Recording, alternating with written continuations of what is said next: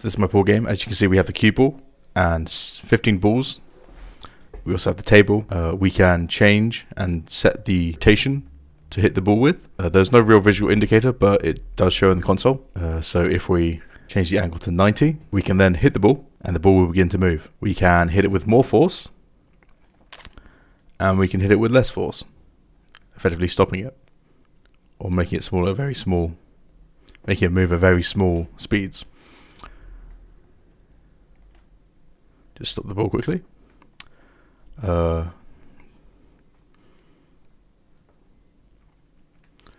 you can see, the ball will collide with the edges and bounce. The ball will also collide with, as you can see, the ball also collides with the front red ball. However, the collision is not entirely working yet as they both come to a stop. Okay, so now we have the source code. So firstly, we have all the integers that we need to use. We then load and set the shaders. We then set all the projection and model matrices. The model matrices is important for physics as it's how we actually move the game objects. Further down, we have player input.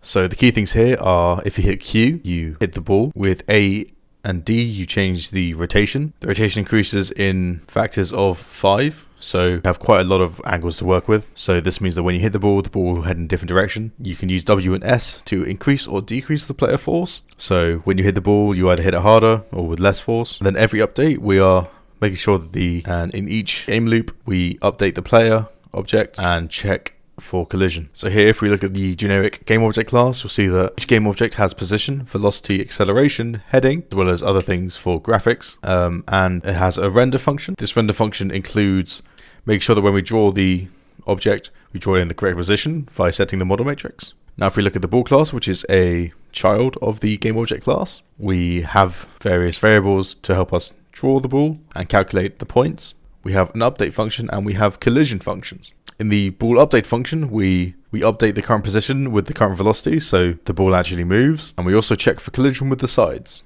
The side collision is very simple.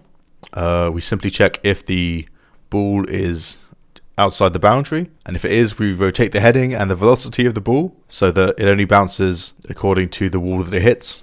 Some improvements that can be made here is actually setting the ball location to be at the boundary, because there's an issue that can arise if you're traveling too fast, you might clip through the wall, at which point you might not necessarily be able to make it out of the ball when you turn. However, because this function is called after the ball has moved, if we set the ball location to the side, it will then move before it checks collision again.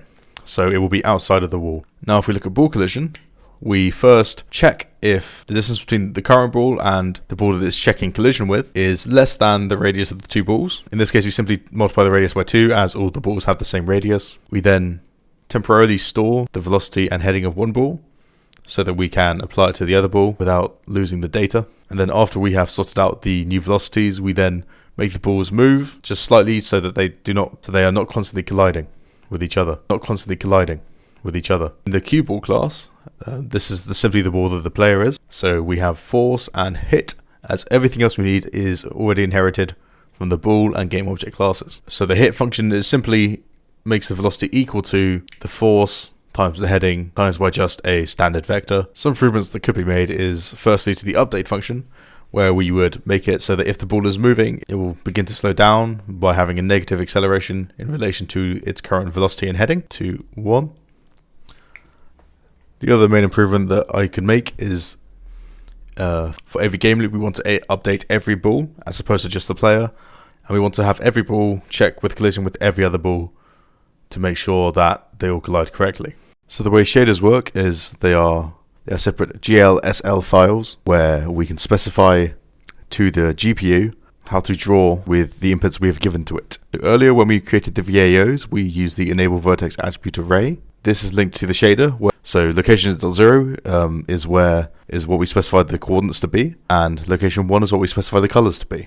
So in the vertex shader, this is where we tell it how and where to draw the vertices. So there are 4 uniforms. So these are the various matrices we use to actually tell the graphics card where to draw each pixel to the screen. So firstly, the model matrix is the current position and rotation of the model. The view matrix is the current emulation of the camera. So because we don't actually have a camera in OpenGL, we emulate a camera instead. This is done by effectively moving everything in the scene, make it look as though the camera is moving as opposed to everything else. The projection matrix is then how we take that data and how we draw it to the screen to be displayed so you can play the game.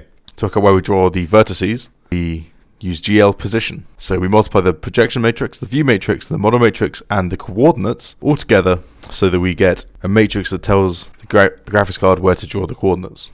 We can also pass variables from the vertex shader to the fragment shader. Fragment shader deals with in this case, the color of each vertice. So it takes in the pass color, which we have specified in the vertex shader, and that we set as an output. This passes the color to the fragment shader, and will then color the vertices correctly. In the source code, we have a file called readTextFile.